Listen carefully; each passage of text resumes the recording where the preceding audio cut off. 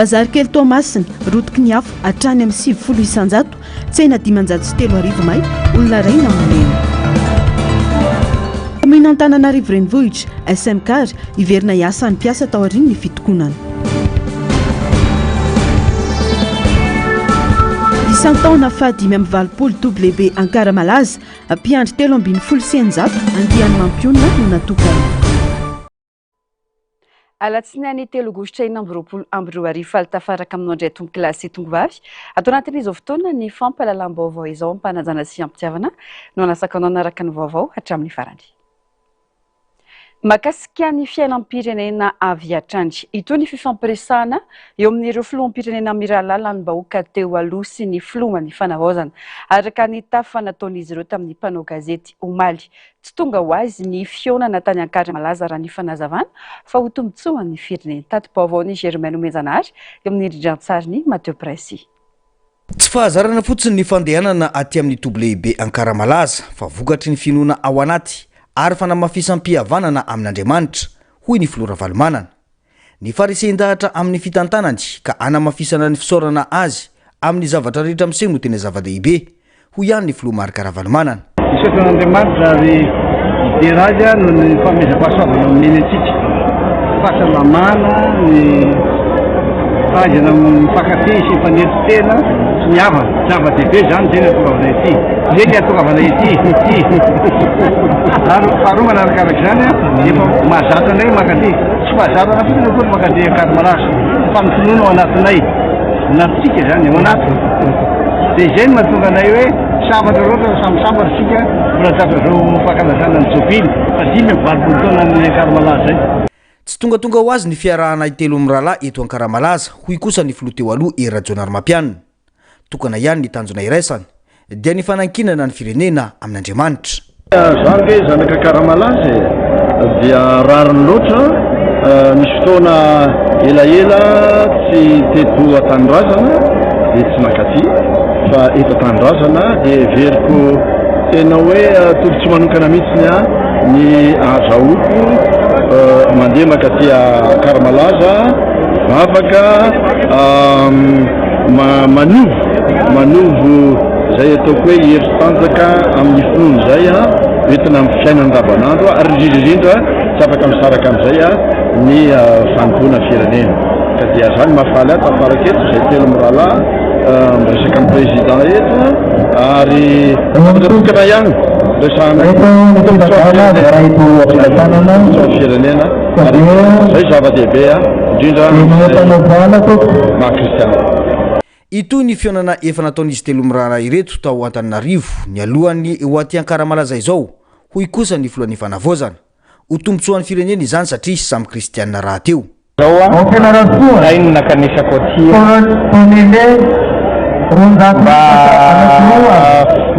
makahery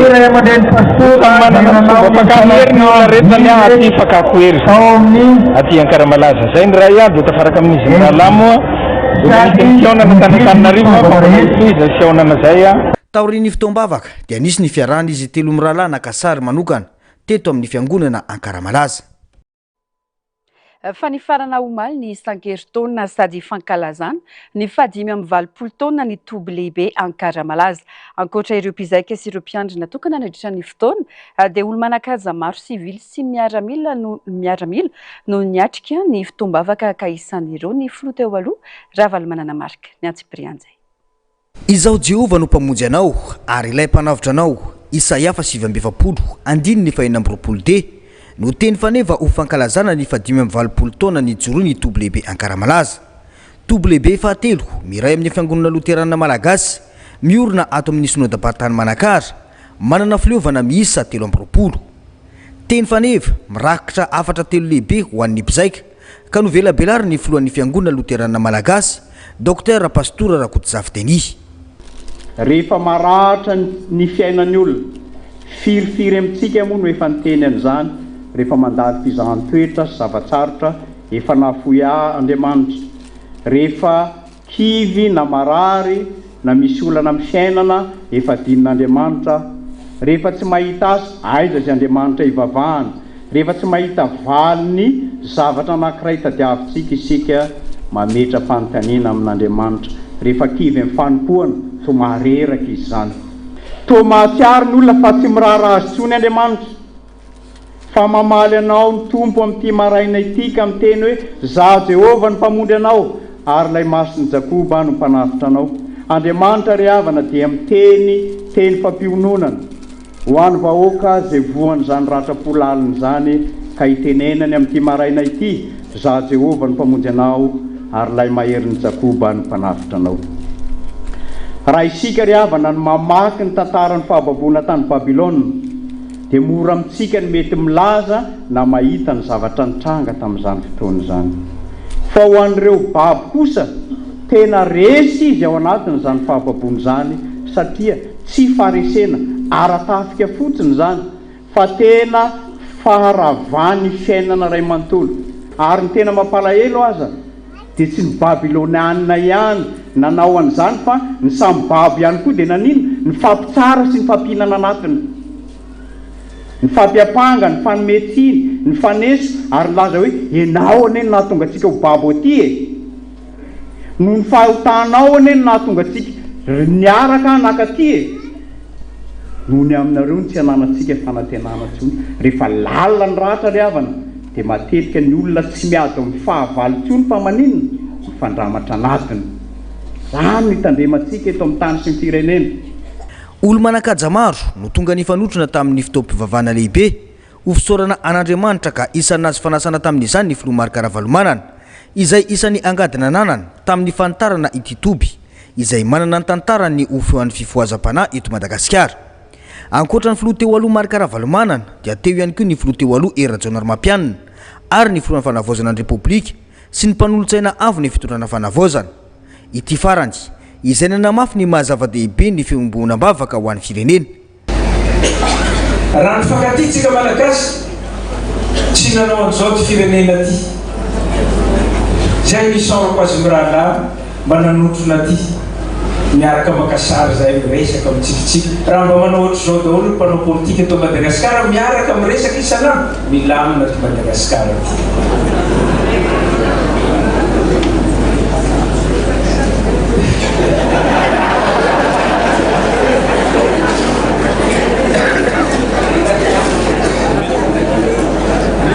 Ny zavatra toriny fiangonana na izy naiza dia fitiavana fa matotsika manao ohatr'izao dia tsy mifankaty. Raha mifankatitsika raha tiany namatsika na hay namindra fo irenako le telo mita teo. Raha tiany namatsika rehetra raha nisy mifankatiavana ty fahamarinana tsika fa tsy isan'andro amitaka gasy foana ny atao eny amin'ny barao-panjakana eny. Tsy mamelatra ny lazan'izany zay zavatra misy eny. Fanavaozana ny atao fa mampalahelo fa dia mbola zany. Eto zao dia fa firy mitaraina amin'ny tanina eny angalariny any, tanina eny angalariny any. Zay zavatra misy eto Madagasikara. Raha mifankatitsika dia nanaraka fahamarinana io le voalohany zay. Tsy nandaingandainga amin'ny namana, tsy namitapitaka namana fa noentina mpitiavana daholo ny anaovana ny asa-panjakana io ka na iza tonga manantona anao dia servevana amin'ny fo feno fitiavana mamindra fo. Zay ny olana amintsika tsy mahavita mamindra fo dia miady isan'andro. Eny ka hatraty am-piangonana tompoko mialatsiny iray aman-dreny fa tsy hoe miteny olona fa na hatraty am-piangonana mbola eo foana le maha-olombelona tsy marina tsy tatera fanitsaka dia lasa kivy zahay pino mijery anareo ray aman-dreny miady ndraindray ivavaka ho anareo zahay tompo. Ny isan-taona toy izao dia fotoan-dehibe fanokanana mpiandry 300 izy ireo avy amin'ireo synodam-paritany maro eo anivony FLM no notokanana tamin'ny tindray mitoraka ity. Nisy ihany koa ny fametrahana ny takelaky ny jobily. Fiangonana Luterana Malagasy synodam-paritany Manakara fifohazana toby lehibe Ankaramalaza za Jehova ny mpamonjy anao ary ilay mahery ny Jakoba ny mpanavitra anao. Isaia 7:7 fahatsiarovana ny jobily fa 5:20 taona fifoasana tokolebe Ankaramalaza natreny colonel Randrianirina Mikael filohan'ny fanavoatra ny Republika Madagasikara révérend docteur Petsato Ministre de l'Union Malagasy pastora Andrianiaina James filohan'ny Sibakaparitany Andriamatoa Marka Ravanomanana filoham-pirenena teo aloha Andriamatoa Hera Jonal Bakiana filoham-pirenena teo aloha miaraka amin'ny député honorable Mianada eto Manakary ny conseiller général Lucien Ravanomanana.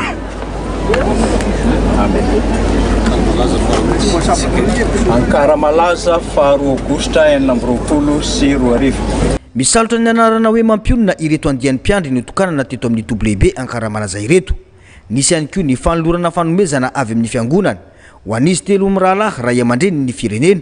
tonga niatrika ity fotoan-dehibe ity.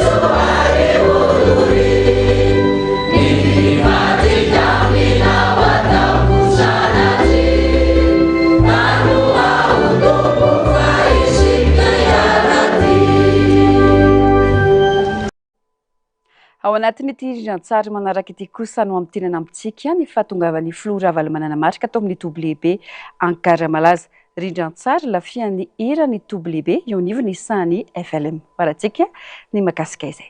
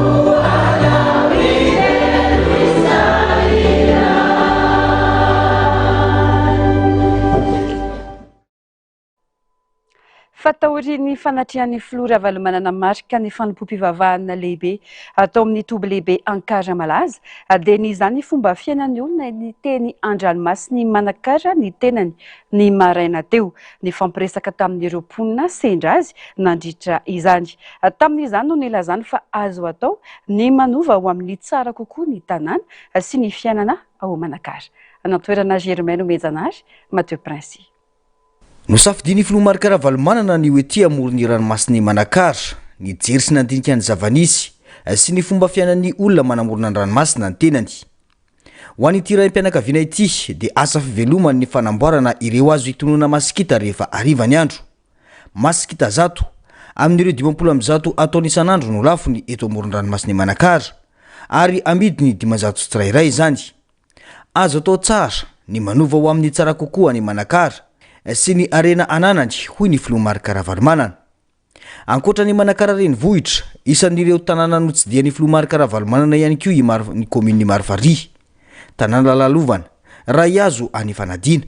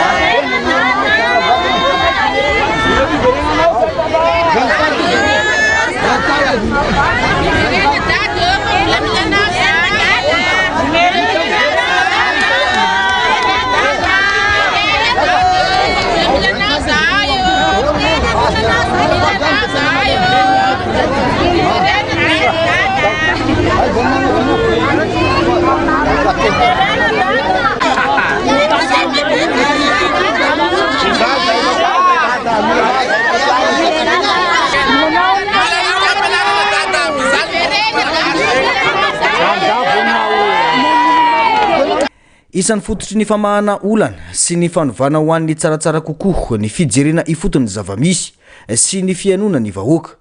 Mendrika azo fampandrosoana mifanaraka amin'ny arena voajanahary ananany ny faritra fitovinany ary azo tanterana izany raha misy ny vina mazava sy asa mivaingana miainga eny ifotony.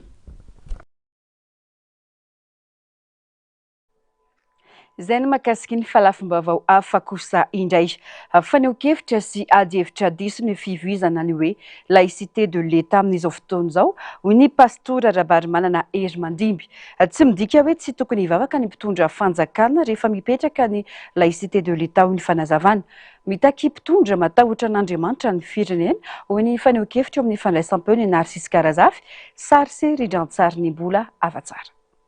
Afangaron'ny olona matetika ny hevitry ny hoe laïka ao amin'ny fiangonana sy ny laïcité de l'État, ireo mpinotsotra tsy mandray anjara mivantana amin'ny fitantanana ny fiainan'ny fiangonana no antsoina hoe laïka. Ny laïcité de l'État kosa dia tsy fampifangaroana ny fitantanana ny firenena sy ny finoana na ny andraikitra sahan'ny mpitondra firenena hoy ny faneho-kevitry pastora Rabarimanana Hery Mandimby Alfred. Dia ny laïcité de l'État zany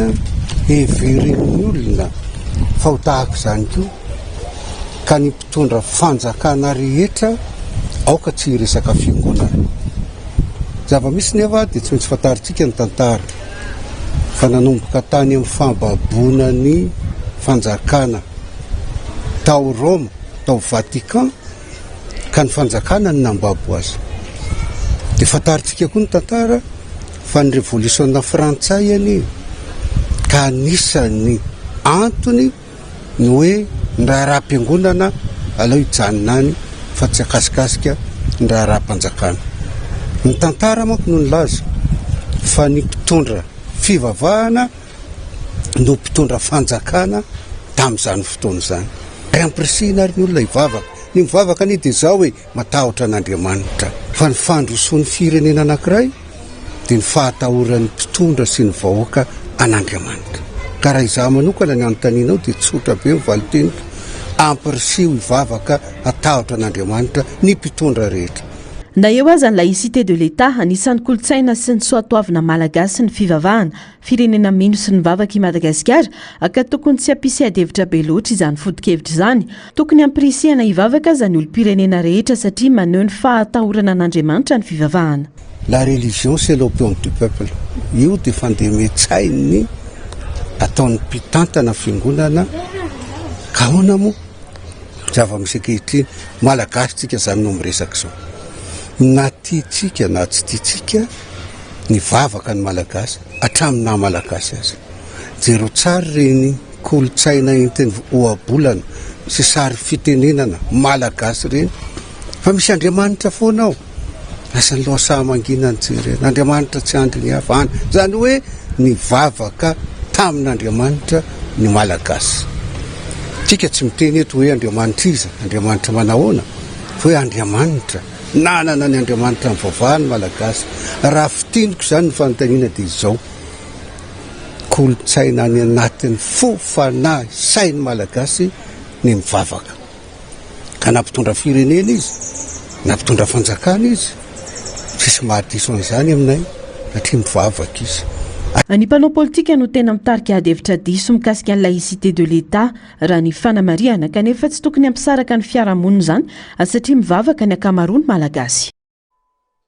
Manamafy ny antso ny amin'ny tokony anatanterahany dinika politika mialoha ny fikaonandoam-pirenena ny vondrona G5 ivondrona ny faritany 5 raha ny fanambarana nataon'izy ireo. Tsy azo idivirana io manoloana itoedra raha misy ny fanamafisana. Mitaky manoloana io ny G5 mba ho dinika andraisany rehetra anjara fa tsisy kiantrano antrano na fanomezana tomony antoko mandokatra ny sehatra. Ifampiresana zany no manamafy ny fampihavana am-pirenena indrindra lalana ivoana anaty krisy hoy ny fanamafisana eo amin'ny sariny Miartanjona.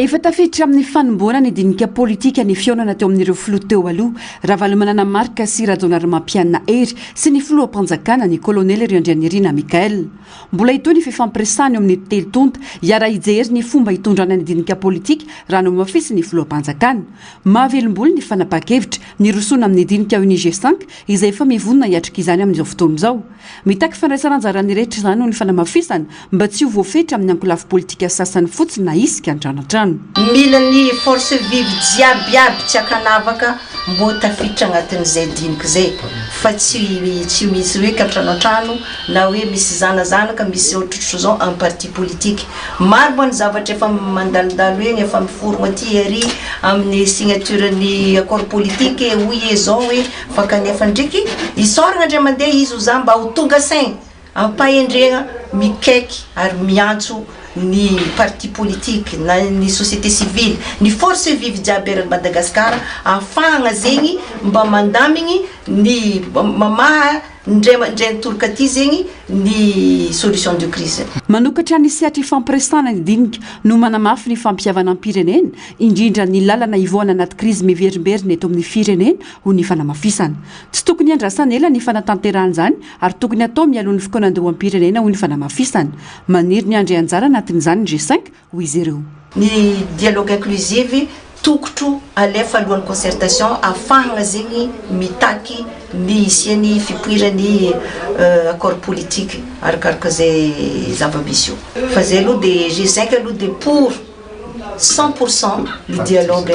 inclusif ary mba mangataka koa zay mbo agnatin'ny partie prenante ny G5 satria zay moa mbo anisany tagnatin'le niady ho an'ny révolution ho an'le refondation. De zay moa matetika zay ty mangala audience en président tsy mahazo tsy magnino zay tsy malahelo fa kanefa ny tiany kokoa zegny mba isian'le dialogue inclusive zay tafiditra agnatin'ny parti. Tsy azo idovirana ary lalana iray eto manarina ny firenena ny firosoana amin'ny dinika politika ho ny fanamafisana. Raha tsy aivina ny antso nisina dinika politika ny vondrona afrikanina sy ny firenena mikambana taoriny iraka manokana nataon'ireo solitena ny teto amintsika araka ny fanambarana ny ombonana navoakan'izy ireo ny 20 Jolay lasa teo. Nalamafy zany ihany koa ny filoha teo aloha raha valomanana marika ary mbola namafisy ny filoham-panjakana ny anatanterahany andrasana ny toy.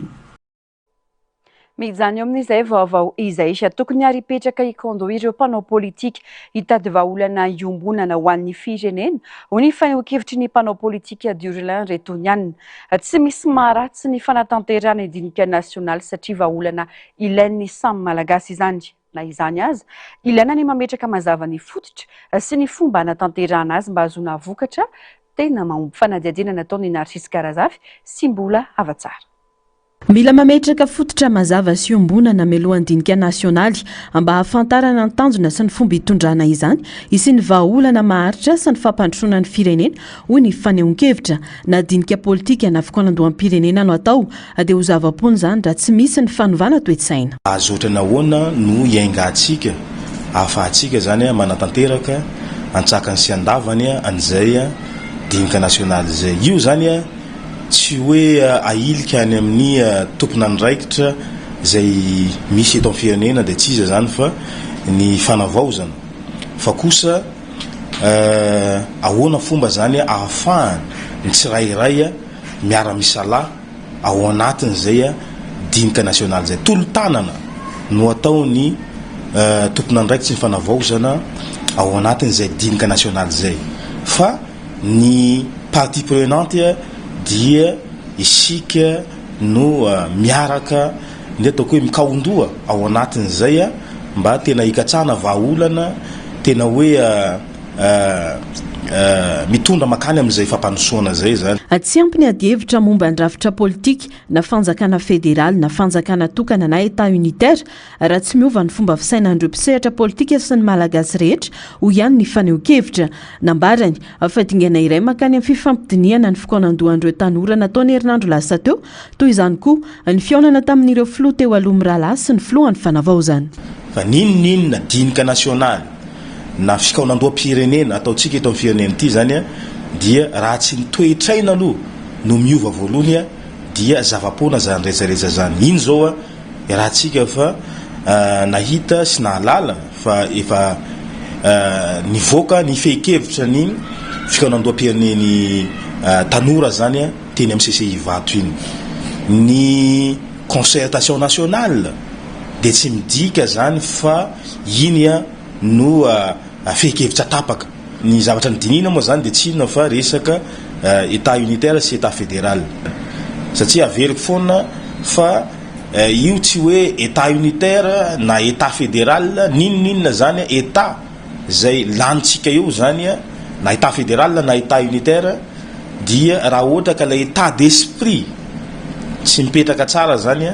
dia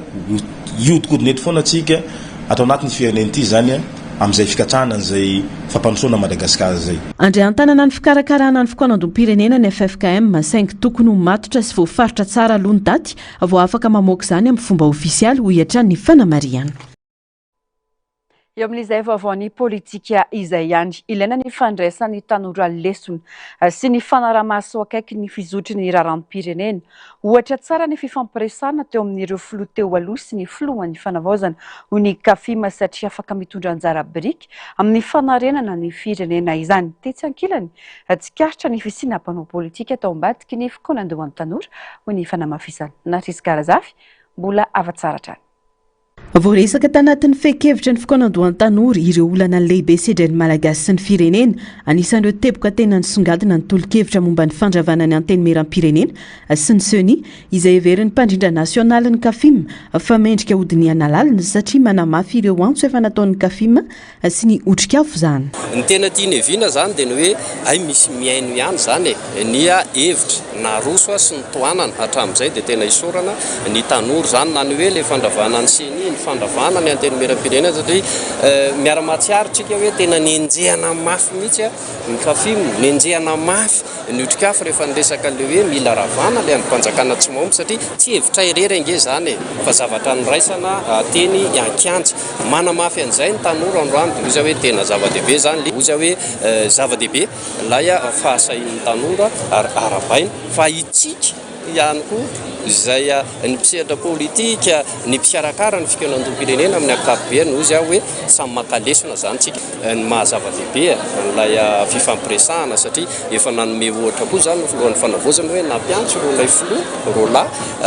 teo aloha reo dia miresaka ny inclusivité tsika sy ny karazany ny mariana fotsiny dia hoe le inclusivité kosa angamba iarahana manaiky fa tsy hoe andeha ampanjakana ny tsy maty manota akory na hoe anadiovana na anasana ny tsy tsy mety nataon'ny afo teto amin'ity firenena ity. Na état unitaire na état fédéral no apetraka eto amin'ny firenena kanefa tsy anaraka ny lalàna ny malagasy dia tsy isy dika ny fametrahana rafitra vaovao hoy pastora Rabarimara na Hermandimby izay nanamarika fa misy mpanao politika tao ambadiky ny fikoanandohan'ny tanora iny ka izay na antony napotra ireny teboka ireny. Ny hevitro dia izao misy mpanao politika tao ambadiky ireny zavatra ireny satria saika nisy korotana teny fikoanandoam-pirenena no atao hoe dia ahoana moa ny edinao hevitra sady hoe état unitaire sa état fédéral tsy tokony ihany ny resaka fa misy zavatra hafa fa io na unitaire io na fédéral io rehefa tsy nitoetsaina no manaraka fiovana manaraka discipline dia na unitaire ataonao na fédéral ataonao raha voagasy tsisy discipline tsy mandeha io dia tonga teny koa moa ny fandravanany hoe raha vao ny anteny mera raha vao ry le zavatra ireny dia mbola lay teny an-kianja no tenenina tamin'ny hafanampo ny teniko dia ny hoe aleo mifampiresaka indray maka tsara nareo mpanao politika zay zany ny afatra tiako atao eniko nisy hoe dialogue politique aleo nareo no miresaka fa aleo mivoaka malagasy re ilamina amin'izay dia aza taotra ireny koa ny tanora. Tokony izy fitsapakevy-bahoaka momba lalam-pandrenana ho koa sy ely arabe vahiny tsy afaka hamaritra ny rafitra ho tohanany ny kafim satria vovonana mampivondrona antoko politika ka anjarany antoko tsirairay no misy safidy izay rafitra heveriny fa mifanaraka amin'ny vina entiny raha ny fanamariana. Nay dia mazava izay zany manosika ary manosika hatrany an'ilay hevitra hoe mba élection constitutionnelle le atao fa tsy le enina tsy sahala amin'teo fotsiny satria ho anay le sarotra be raha ho an'ny kafim zany no amaritra hoe na isafidy lalam-panorenana anankiray na hoe état unitaire na état fédéral satria plateforme politique ny kafim dia tsy afaka mamaritra an'izay fa ny antoko tsirairay ao anatin'ny kafim mandray rehefa aveo samy manany safidiny samy manany faharesendahatra ny hoe lalam-panorenana sahala amin'ny ahoana no tohanany na olan'iny fa ny nay aloha ny hevitra niraisana dia manosika an'izay le hoe aleo samy hanolotra ny lalam-panorenana zany ny rehetra dia misafidy ny malagasy. Natolotra ny filohan'ny fanavaozana ny sabotsy teo ny fehikevitry ny fikoanandohan'ny tanora teboka ny vohitra nandritra izany ny fandravana ny anteny mera ampirenena sy ny voamera maleo tena misahana ny fifidianana andrasana kosa ny firosoana amin'ny fikoanandoha nasionaly. Anisan'ireo loha hevitra fototra tokony fampidiniana mandritra ny fikoanandoham-pirenena ny mahakasika ny rafitra hitantanana ny fifidianana mba hahazoana mametraka rafitra matanjaka sy ekeny rehetra isoroana ny disadisa sy anamafisana ny fitokisan'ny vahoaka amin'ny zotra-pifidianana ho ny fanohi-kevitra ireo mpisehatra momba ny raharaham-pirenena fandanimpotoana ihany ny fanavaozana tanteraka ny litry ny mpifidy raha isy fehikevitra no ho tapaka aorian'ny fikoanandoham-pirenena raha ny fanehoan-kevitry Narcisse Kanazary mbola afa-tsara. Mitombona ny fandraisana andraikitry ny voamera maleo tena misahana ny fifidianana ny amin'ny fanavaozana tanteraka ny lisy-pifidianana andraikitra voafaritra ny lalàna sy ny lalam-pandrenana zany ka tsy maintsy tanterahana mba hiantohana ny fahamarina ny zotra-pifidianana. Olana ara-pifidianana no anisany antony lehibe niteraka krizy politika ny fanesy teto Madagasikara ho ny antoko tsara tahavina maro ireo fifidianana ny fanesy no tsy tomombana ho ny fanazavana aka tokony tsy hijanona amin'ny fanavaozana manontolo ny lisitry mpifidianana idingana tao fa loha hevitra iray dikevitra mandritra ny fikoanandoham-pirenena ny rafitra hitantanana ny fifidianana. Izany dia azoko lazaina hoe mitombona ny fandraisan'ny seni andraikitra noho ny hoe tsy maintsy hisy ny fifidianana pitso kanefa ny etsenilany dia iarahantsika miaika ihany koa sy mahita ary ny arahana natsapa fa anisan'ny olana nahatongavantsika amin'ny toetra raha misy ankehitriny izay le lazaiko hoe politika ny olana tamin'ireny fotoana ireny dia ny tsy fahantomombana ny fifidianana ny fanesy nanomboka tamin'ny fifidianana filoham-pirenena fifidianana solombavam-bahoaka ary fifidianana ben'ny tanàna nanomboka taona 3 sy 4 midika izany fa misy fanovana tokony atao ary anisany loha hevitra heverina fa tsy maintsy fampidinian'ny malagasy io rafitra mikarakara sy mifeno fifidianana io. Mbola tsy fantatra kosa satria toy izay rafitra hitantana ny fifidianana ao aorian'ny fokoan'andoham-pirenena na hijanona ny seni na hisy rafitra vaovao hisolo-toerana azy ho kosa ny hetsika zana-bahoaka manova rasa raha mbola ny seni ihany no rafitra hitantana ny fifidianana dia asa mitohy ny fanavaozana ny lisitry mpifidy raha iova kosa nefa ny rafitra dia amerina izay asa vita ny rafitra andimby ny seni. Ahoana na misy seni tsy seni ao anatin'ity fokoan'andoham-pirenena ity tsika tokony ahita vahaolana ahoana no atao mba hangarahara fomba fitantanana izay hitantana fifidianana ao arinao an'izay fifidianana ho avy. Ireo fontina liste électorale tsy mampanina manao an'izany. Lalàna efa mametra hoe tokony atao isaky ny 10 taona zany anatin'ny vanim-potoana misy ankehitriny raha amiko tsy olana manao an'izany. Satria tao aoriana izay fifidianana maro niteraka toko hoe fisavorovorona zay nanjaka ny fomba fiteny alabato sy ny tariny amiko tsy mampanina no manao an'izany fa fanontaniana mipetraka fotsiny zao ve ny fotoana tokony hanombohana an'izany satria araka le teniko teo raha sanatrika tsisy soenia rafitra mivoaka manaraka eo dia raha volana rina fotsiny indray fanaovana an'izany. Tsara kokoa raha miandry feikevitra hivoaka avy amin'ny fokoan'andoham-pirenena vao hirosona ny fanavaozana manontolo ny lisitry mpifidy ho ihany ny fanehoan-kevitra mba hifanaraka amin'ny rafitra vaovao hifanarahan'ny mpandray anjara rehetra ny rafitra hitantana ny fifidianana. Vaovao ny trangam-piarahamonina tsena manodidina ny 303 arivo may olona ray namony ainy vokatry ny famaizana tsena ny bazary kely Toamasina alina atombanana hatrany amin'ny 700 araka izany ny fahavoazana raha ny vaovao samihafa tsy mbola fantatra mazava kosa no nitarika ny loza saingy nanamafy ny ben'ny tanàna ao an-toerana fa misokatra ny fanadihadiana ary andraisana fepetra izay tomponantoka tamin'ity raharaha ity fanadihadiana. Ototo ny afo ny 700 ny tsena tao bazary kely Toamasina vokatry ny famaizana ny tranga alina tokony tamin'ny folora sasany tanoany nanomboka tany amin'ny tsena ny tantsany ny afo ary tafapakatra any amin'ny shop David ambadiky ny komisara foibe ny Toamasina raha ny vaovao naharitra ela ny famonoana ny afo ka efa ora maromaro tao aoriana voafefy tanteraka izany ny era-nisala tamin'ny famonoana ny afo ireo mpamonjy voina avy amin'ny komina andrenivohitra Toamasina nampiny teo anivon'Ministra Ranatsambo sy ny orinasa Ambatovy tao anatina terana ny rehetra ka tsy nanao afa-tsy izay namonjena ny aina ho ny fanazavana.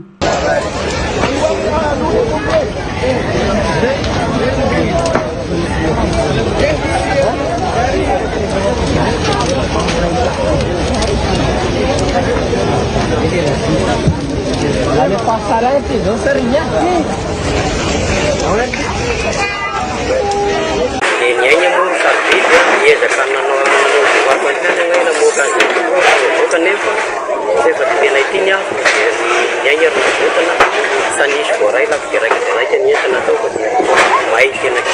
tsena manodidina ny 500 arivo no potiky ny afo nandritra ity loza ity raha ny fanazavana olony iray ihany koa ny namony ainy izay efa tsy nisy namantarana azy intsony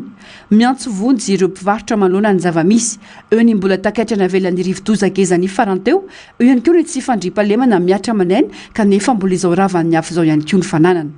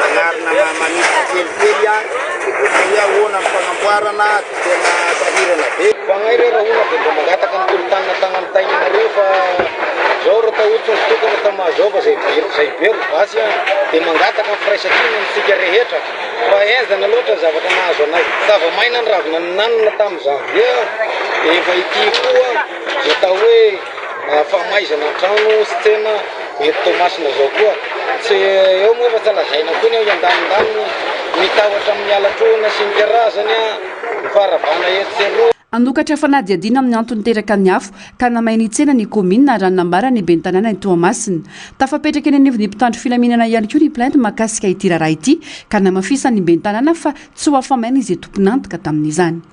loatsika iarisala atokafagna ny fanadidina mba ahafantarana iza marina no nagnano anazy. Olona nandro charbon be zany aby ny feon'Andriamanitra, olona nandro charbon dia tafany dia nirehitra, sasany teny court-circuit,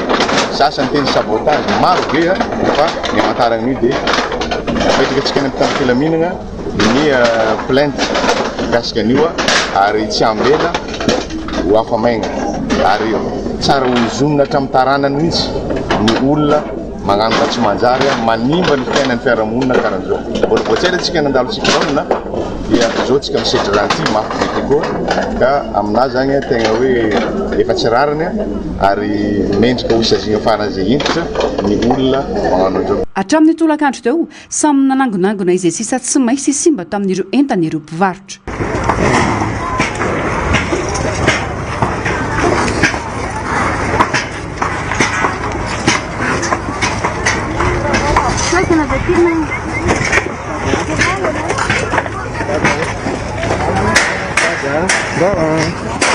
Raha ny fantatra fanondroan'izao tao anatin'ny fitaona no maintsena ny bazary kely Toamasina. Ny tranga voalohany niseo tamin'ny 20 Jolay 2024 ary omalialina ny fandroany. Ankoatra ny tao bazary kely, saika efa nahitana tranga firehetana ny tsena maromaro tao Toamasina. Isan'io ny tsena ny bazary be, may ny 12 Aogositra 2024, ny tsena ny Akirihery, may ny taona 2024 ary tao amin'ny taona 2024 ny tsena ny Valpinson.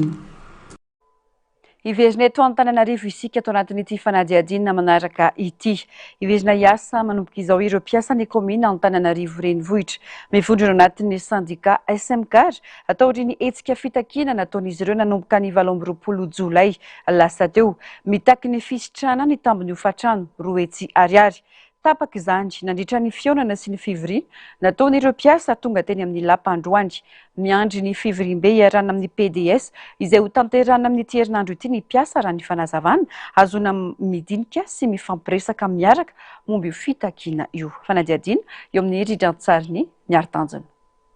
Niematra tamin'ny fanapa-keviny ka nanapa-kevitra ny iverina hiasa ka hiandra-pitonina ny fivoriam-benina ny AG iarana amin'ny PDS ireo mpiasan'ny komina Antananarivo renivohitra mifondrina ao anatin'ny sandika SMCAR raha nitapaka ireo mpiasa tonga teny amin'ny lapan'ny tanàna androany. Ny fanaiky izay mpiasa izay tonga teto,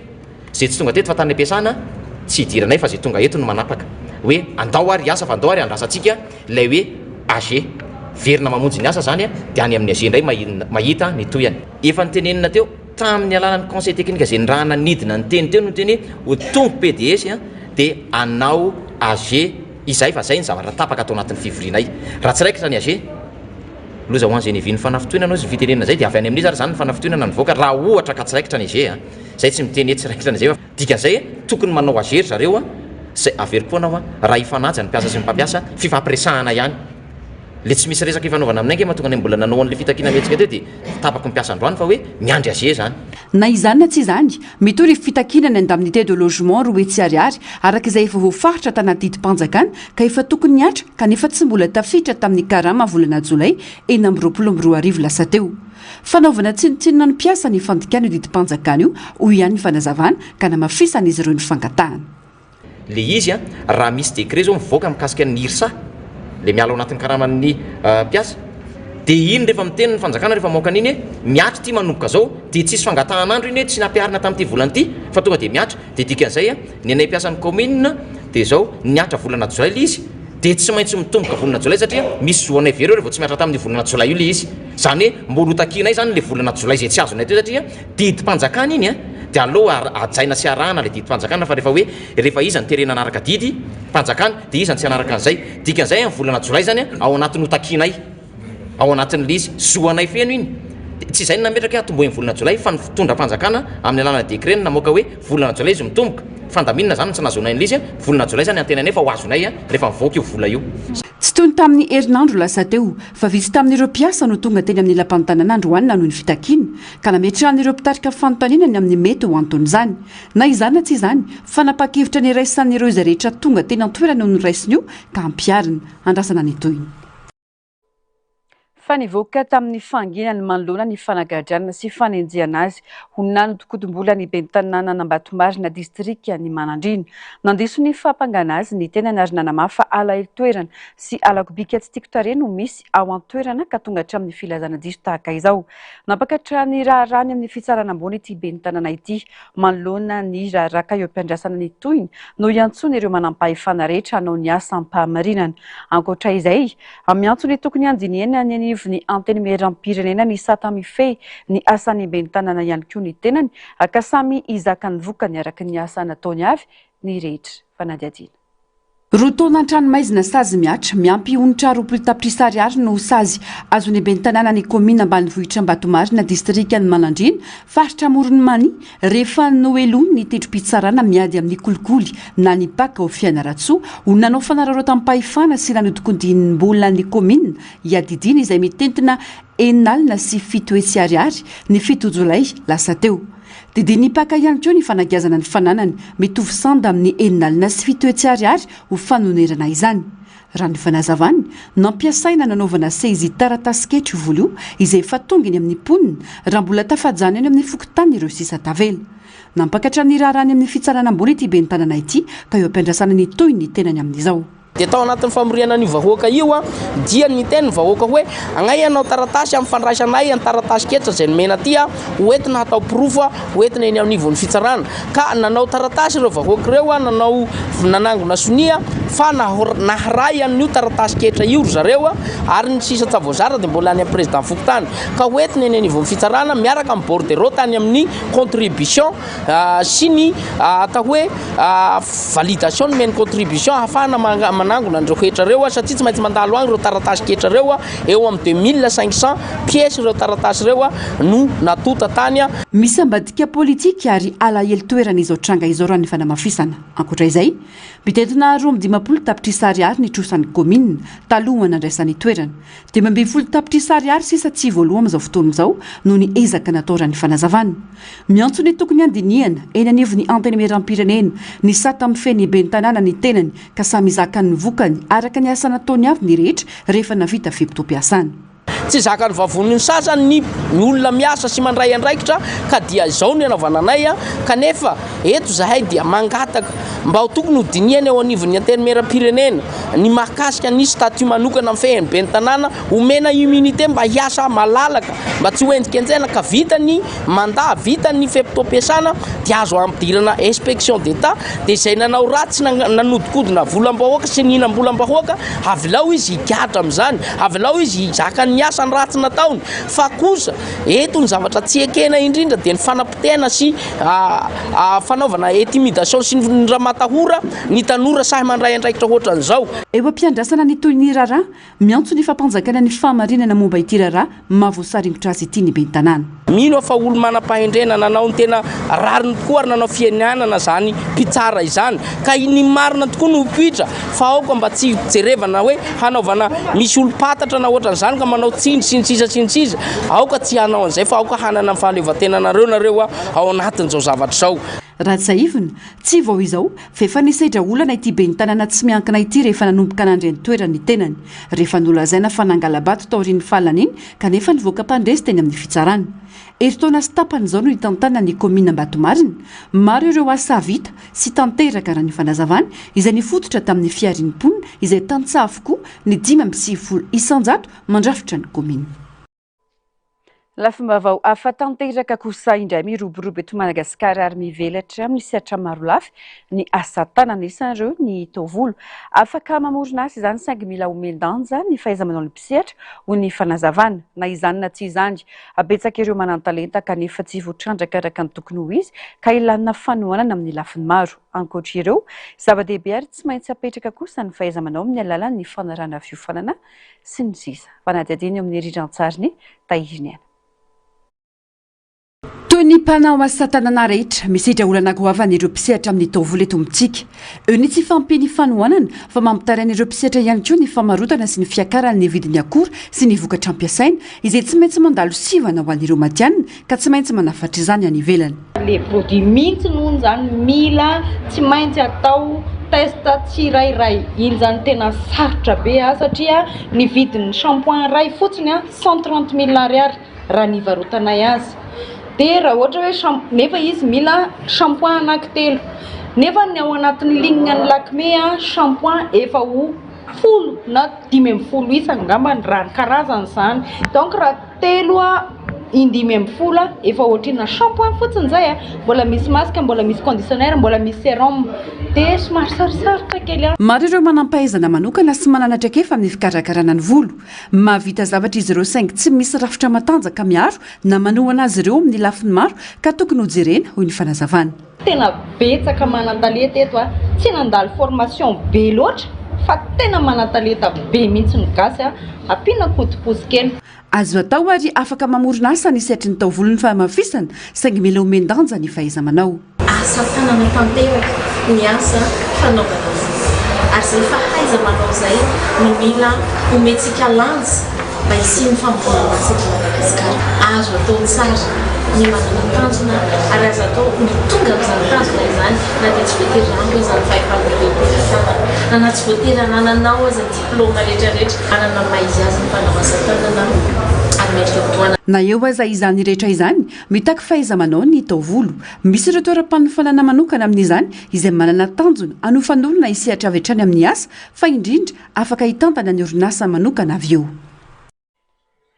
tsy natao ampisarabazana na entina ampizarazarana rehetra ny loko politika fa azo ataony miaraka na tisihatra fao ny teo anivony Comtim Anteiroka ankoatra ny lafiny politika mivelatra amin'ny sehatra maro izy ireo anisan'izany kolotsaina mampiavaka ny maha-malagasy etsika rososona noho tanterahany Comtim Anteiroka ny farany herinandro teo etsika izay mikendry ny ampiombona sy ampirainy rehetra toy ny zara-talenta sy ny kolotsaina nentina nanasongadinana sy nanandratana ny maha-malagasy sy ny kolotsaina tamin'ny alalan'ny fampahafantarana ny mahakasika ny tantarana Anteiroka sy ny asina Anteiroka taorian'izay kosa ny hetsika ara-kolotsaina no tanterahiny ireo mpanakanto ankoatra io mijoro ny Antokotimo Anteiroka distrika Nambohidratrimo manabevony mpikatroka maro ireo resy lahatra amin'ny vina sy ny foto-kevitra ijoroany antoka mandrisika ny maro iditra ho mpikambana misokatra ho an'ny rehetra raha teo ny antoko raha ny fanazavana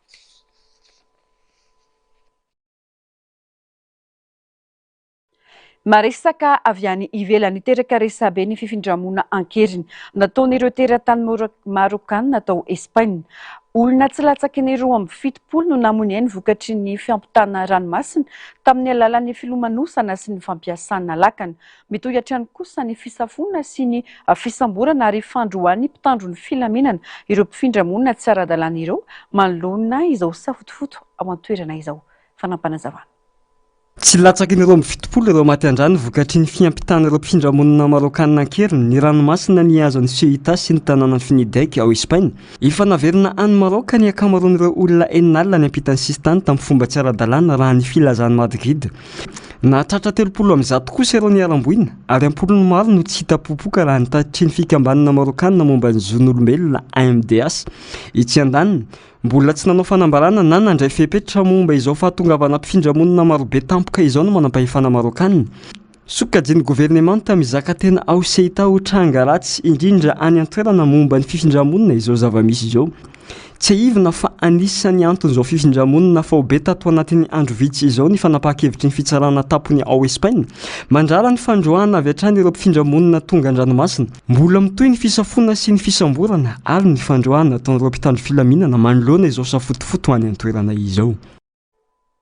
ny farikeriva sy ny toerana antsoina hoe Varongera no afakely ampahafantarina amintsika anio arahoary any atsimon'ny Islande no misy any Keriva iray amin'ireo karaktera volkanika lasa farikely ka lasa toerana malaza indrindra ary anjoina hoe œil du monde noho ny fitovian'io farikely io endrika amin'ny masogoavana rehefa jerena avy eny ambony ny rano mangalalina eo afovoany sy ny tehezam-bohitra miloko mena manodidina azy no mahatonga azy ho tena miavaka miovaova arakaraka ny vanim-potoana sy ny hazavan'ny masoandro ny lokon'ny Keriva indraindray manga mamirapiratra ny rano indraindray kosa maitso na manga maizina ka samy hafa hatrany ny endriny isaky ny fotoana anisan'ireo ireo toerana tena tsy diny-mpizahatany ao cercle d'or ikiriva tsy hatsara tare ihany no mahasarika aminy fa pirofo ihany koa fa nihetsika volkano no namolavolany akamaroany tany Auckland nandritra ny arivo taona mampiseho keriva fa na dia mety hiteraka fahasimbana azany volkano dia afaka mamorona toerana voajanahary mahatalanjona sy tsy manam-paharoa. Isan'ny toerana tsara indrindra hijerena trozona any Norvezy Varanger. Any amin'ny faritra avaratra atsinana Norvezy ao amin'ny Saiknosy Varanger no misy ity toerana iray ahafahan'ny mpitsidika mankafy akaiky ny akanton'ny zavaboary arktika ity. Mandritra ny vanim-potoana fahavaratra hita eny amorontsiraka sy eny ambony ranomasina ireo vogon-dranomasina isan-karazany toy ny Guillemot sy ny Goéland. Fa ny tena mampiavaka ny Varanger dia ny fahafahana mahita trozona mipoitra eny ambony ranomasina indraindray tsy lavitra ny morontsiraka akory. Noho ny toerana misy azy any andafin'ny faribolana arktika dia manana tontolo voajanahary mbola voatahiry tsara i Varanger. Lasa toerana tian'ireo mpikaroka sy mpakasary ary ireo mpankafy bibidia avy amin'ny lafivalon'izao tontolo izao izy io noho ireo biby sy zava-mananaina miavaka amin'ny faritra mangatrika misy ao aminy. Dia ny vaovao hafa kely ny tompo kilasy tokovavy no manakatona ny fampahalalam-baovao mankasitraka feonanao nanaraka izany hatramin'ny farany mametraka ny mandrapitafa ho amin'ny rampitso indray. Veloma tompoko.